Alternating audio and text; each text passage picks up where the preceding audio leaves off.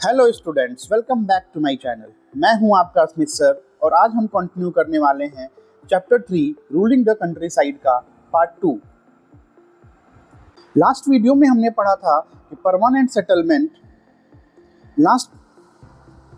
Last video में हमने पढ़ा था परमानेंट सेटलमेंट, जिसमें हमने ये देखा था कि कैसे कंपनी ने बंगाल के जो राजा और तालुकदार हुआ करते थे उनको जमींदार बना देती है, जिससे वो अब जमीन के मालिक बन जाते हैं। और उसके बाद कंपनी ने उनसे फिक्स्ड रेवेन्यू लेने का सिस्टम स्टार्ट किया था।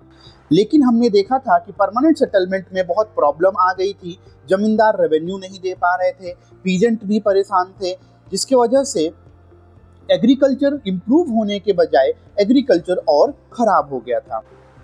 तो अब कंपनी ने सोचा कि परमानेंट सेटलमेंट बंगाल में तो फेल हो गया, तो क्यों नहीं अब कंट्री के अलग अलग कुछ हिस्सों में कुछ नया एक्सपेरिमेंट किया जाए। उसके बेसिस पे कंपनी ने दो और सिस्टम इंट्रोड्यूस किए दो अलग अलग जगहों पे। जैसे कि उन्होंने इंट्रोड्यूस किया रॉयतवारी सिस्टम जहाँ पे साउथ में, और उन्होंने इंट्रोड्यूस किया Mahalwari system in the North West Provinces of Bengal, जो कि आज के टाइम का मोस्टली उत्तर प्रदेश है। तो चलिए शुरू करते हैं आगे इन दो सिस्टम को डिटेल में पढ़ना।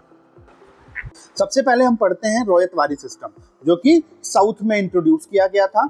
ये एक नया सिस्टम इंट्रोड्यूस किया गया था साउथ में, जिसे हमने बोला रॉयतवारी सिस्टम। सबसे पहले इस सिस्टम को इंट्रोड्यूस किया गया बहुत छोटे स्केल पे। हुआ क्या कि जब 1799 में टीपू सुल्तान से मैसूर की लड़ाई होती है, तो वहाँ पे टीपू सुल्तान हार जाते हैं। अब वो एरिया कंपनी के कंट्रोल में आ जाता है। तो वहाँ का जो कैप्टन था, कैप्टन अलेक्जेंडर रीड, वो क्या करता है, उन एरिया में सबसे पहले इसको इनिशिएट करता है। ठीक है। बाद में अलेक्जेंडर रीड को ये समझ में आता है कि नहीं, ये स्मॉल स्केल पे तो अच्छा काम कर रहा है। इस चीज़ को थॉमस मुनरो वो इसको देखता है, और इस चीज़ को समझने के बाद वो इसको धीरे धीरे पूरे साउथ इंडिया में एक्सटेंड कर देता है सिस्टम को। और इस तरीके से ये सिस्टम इफेक्ट में आता है 1820 में। इसमें बेसिकली अलेक्जेंडर रीड और थॉमस मुनरो करते क्या हैं, वो देखते हैं कि यहाँ पे इस एरिया में कोई ऐसे ट्रेडिशनल जमींदार नहीं है। तो वो क्या करते हैं, वो एक काम करते हैं, हम ये बिचौलिया रखें ही क्यों, हम जमींदार को क्यों रखें। सबसे अच्छा हम क्या करें, सीधा सीधा उन कल्टीवेटर से डायरेक्ट एग्रीमेंट करते हैं। ठीक है। और वहाँ पे उन कल्टीवेटर्स को उन्होंने नाम दिया रॉयट्स। ठीक है। और उन्होंने उन रॉयट्स के साथ डायरेक्ट एग्रीमेंट किया, और उन्होंने कहा कि हम आपके, मतलब कंपनी ने बोला, कंपनी के ऑफिशियल्स ने बोला कि हम आपके पेरेंटल फादर हुआ करेंगे। ठीक है। आप यहाँ पे खेती करिए, अपने जमीन पे खेती करिए, और उसके बाद से डायरेक्ट आप मुझसे एग्रीमेंट करिए, इतना अमाउंट ऑफ रेवेन्यू आपको मुझे देना पड़ेगा। ऐसा कुछ उन्होंने बोला। बट यहाँ पे रॉयतवारी सिस्टम को लेकर भी कुछ ड्रॉबैक आ गए। वो ड्रॉबैक क्या थे कि जो रेवेन्यू ऑफिशियल्स हैं, उन्होंने जो डायरेक्ट एग्रीमेंट किया था पीजेंट्स के अंदर कि जो आप कुछ रेवेन्यू दोगे, वो कुछ रेवेन्यू कितना होगा, तो उन्होंने बहुत हाई रेवेन्यू रखा था। ऑब्वियसली जब हाई रेवेन्यू रख दिया पीजेंट्स के लिए, और पीजेंट्स को डायरेक्टली उनको रेवेन्यू देना है, और तो मुश्किल हो जाएगा पीजेंट्स के लिए वो हाई रेवेन्यू देना। क्यों? क्योंकि पीजेंट जितना अर्न कर पाएंगे उस लैंड से, उसके अकॉर्डिंग ही वो रेवेन्यू दे पाएंगे। ठीक है। तो वो नहीं दे पा रहे थे। ठीक है। अब वो जब रेवेन्यू नहीं दे पाते थे तो वो गांव छोड़कर चले जाते थे। तो इससे क्या होने लग गया कि बहुत सारे किसान जो हैं वो गांव छोड़कर जाने लग गए, जिसकी वजह से वो विलेज लैंड खाली होने लग गया, और ऑफिशियल्स को फिर से रेवेन्यू जनरेट करने में प्रॉब्लम होने लग गया। क्यों? क्योंकि अब उनकी रेवेन्यू फिर से कम हो गई। ठीक है।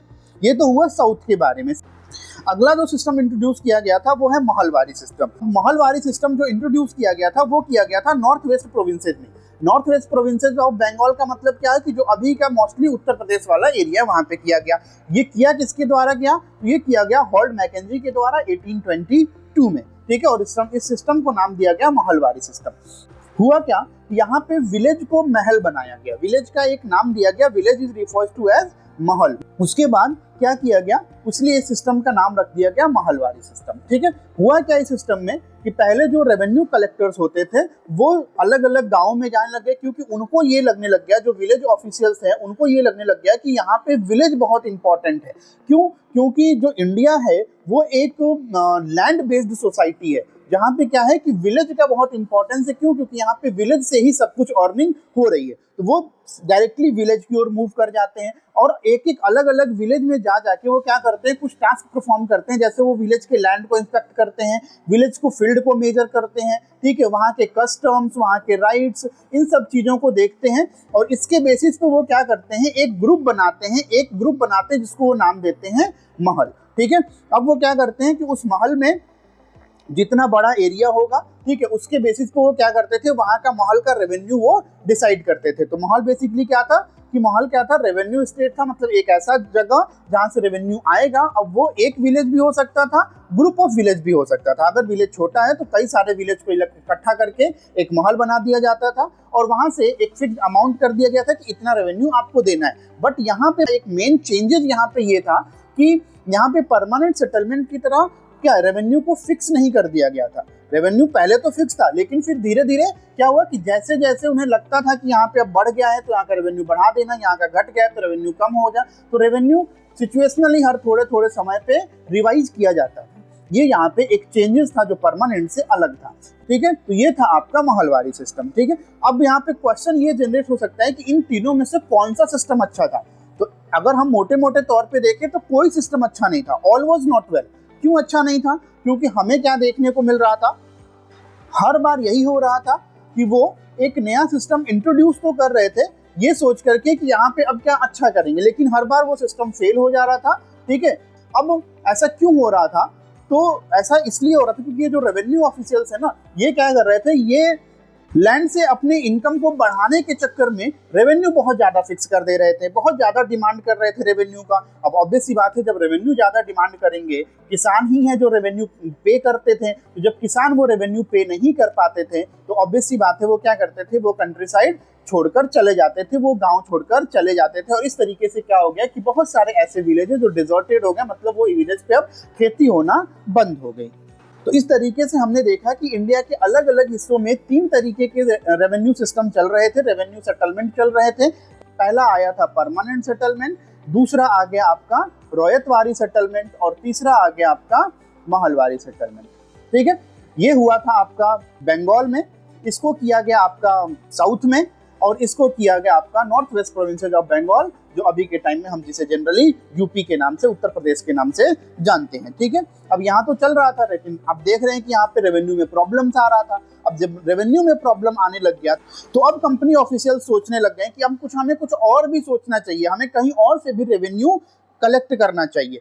तो उन्होंने शुरू किया क्या, क्रॉपिंग सिस्टम। अब उन्हें यूरोप में जिन क्रॉप्स की जरूरत होती थी वो उसे इंडिया में उगाने का एक सिस्टम शुरू करते हैं, ठीक है। उन्हें ये देखने को मिलता है कि एक लैंड रेवेन्यू सिस्टम तो चल ही रहा है, इससे तो कुछ कुछ पैसे आ ही रहे हैं, ठीक है, हमें ज्यादा प्रॉफिट करने की जरूरत है। इसलिए उस समय वहां पे 2 चीज की खेती बहुत ज्यादा फेमस थी, एक था ओपियम, दूसरा था इंडिगो, ठीक है। अफीम की और नील की खेती बहुत ज्यादा इंपॉर्टेंट थी। तो अब उन्होंने क्या किया कि क्यों ना इन खेती को हम यहाँ पे करें, ठीक है। लेकिन ऐसा नहीं है कि केवल ओपियम और इंडिगो के किया, बाद में अलग अलग तरीके के खेती यहाँ पे उन्होंने शुरू कर दिया, ठीक है। देखेंगे हम कहीं पे कॉटन, कहीं पे वीट, कहीं पे राइस, ऐसे करके अलग अलग जगहों पे उन्होंने अलग अलग खेती शुरू कर दी, ठीक है।